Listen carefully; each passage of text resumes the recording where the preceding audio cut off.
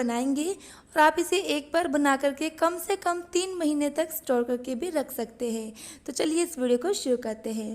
तो देखिएगा, इस परफेक्ट बिस्किट बनाने के लिए एक एग्जैक्ट मेजरमेंट का होना बहुत ज़रूरी है। तो यहाँ पे मैंने जो नॉर्मल चाय वाला कप होता है उसी कप के मेजरमेंट से गेहूँ का आटा लिया है। तो यहाँ पे मैं 2 कप गेहूं के आटे में ये बिस्किट बनाकर तैयार करूँगी। आप नॉर्मल कोई भी कप या कटोरी सेट कर सकते हैं।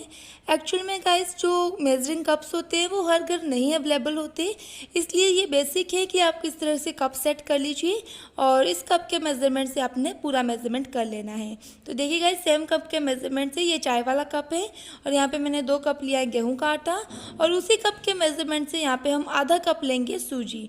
2 कप गेहूं का आटा, आधा कप लेंगे सूजी और साथ ही में डाल देंगे सिर्फ 1 से 2 चुटकी नमक और आधा चम्मच के करीब डाल देंगे सौंफ।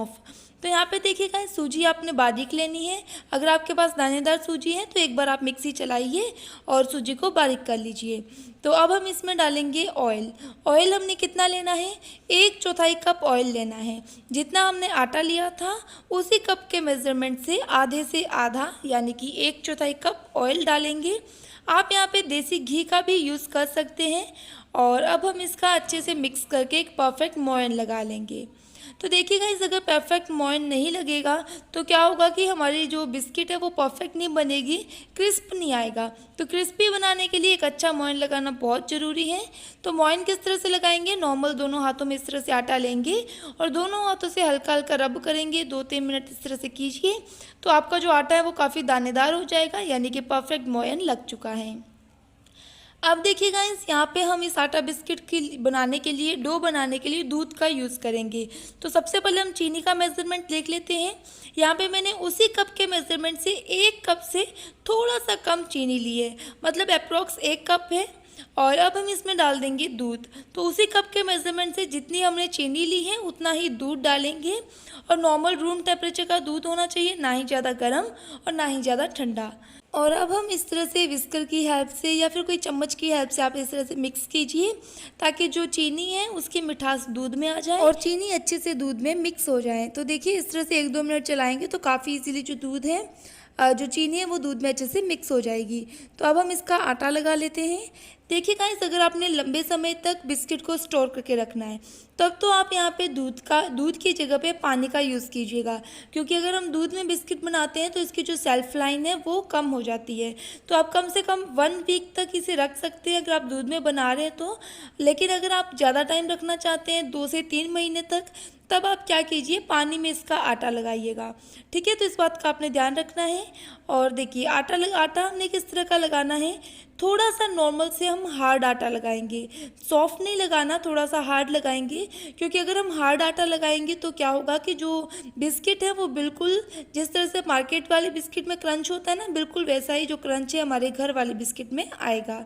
इसलिए आपने नॉर्मल से थोड़ा टाइट आटा लगाना है, हार्ड लगाना है। और इस तरह से देखिए, आटा हमने लगा लिया है। तो अब थोड़ा ऑयल के हाथ लगाते हुए और इसे क्या करेंगे, इसे अच्छे से मसल लेंगे और अच्छे से सेट कर लेंगे। अब हम लेंगे एक बड़ी सी लोई, इस तरह से नॉर्मल साइज से थोड़ी सी बड़ी लोई लेंगे और इसे अच्छे से शेप देते हुए एक रोटी की शेप देके बना लेंगे। तो बिस्किट जिस तरह से थोड़ी सी इसमें थिक होती हैं, बिल्कुल वैसे ही हम थिकनेस रखेंगे बिस्किट की। और देखिए, इस तरह से हमने बेलन की हेल्प से इसे अच्छे से फैला लेना है। आप गाइस कोई भी बिस्किट की शेप दे सकते हैं, जिस तरह की आपको पसंद हो। आप स्क्वायर शेप दे सकते हैं, रेक्टेंगल शेप दे सकते हैं, ट्रायंगल भी दे सकते हैं, पर ट्रायंगल शेप होती नहीं है वैसे। मतलब जो आपको फेवरेट, जो आपको अच्छी लगे वैसी आप बिस्किट की शेप दे सकते हैं। मैं बिल्कुल बेसिक बना रही हूँ, इसलिए नॉर्मल हम इसकी राउंड शेप देंगे। और देखिए, जितना आप फैला सकते हैं उतना आप रोटी को इस तरह से फैला लीजिए और ध्यान रखिए थोड़ा सा हमने थिक रखना है आटे को। और देखिए, इस तरह से मैं एक ढक्कन की हेल्प से, एक कैप की हेल्प से इस तरह से इसे शेप दे दूंगी। आप कोई भी कुकी कटर भी यूज़ कर सकते हैं, जो भी आपको इजी लगे उस तरह से आप इसे शेप दे सकते हैं। नॉर्मल आप शार्प एजेस का ग्लास यूज़ कर सकते हैं शेप देने के लिए। और इस तरह से देखिए गाइस, हमने इस तरह से हल्का सा प्रेस करते हुए काफ़ी अच्छे से ये बिस्किट बना करके तैयार कर ली है। तो ये देखिए, अभी मैं आपको थिकनेस दिखाऊंगी कि कितनी हमने इसकी मोटाई रखी है। और जो इसका एक्स्ट्रा ये आटा है वो हम फिर से उसी आटे में, उसी डो में मिक्स कर देंगे और इसे हम नेक्स्ट बैच बनाकर तैयार कर लेंगे। तो देखिए गाइस काफ़ी सुंदर लग रही है ना ये बिस्किट, बिल्कुल छोटी छोटी गोल गोल शेप में, और इस तरह से मैंने हल्की सी थिकनेस दी है। इससे क्या होगा कि काफ़ी अच्छा इसका टेस्ट आएगा।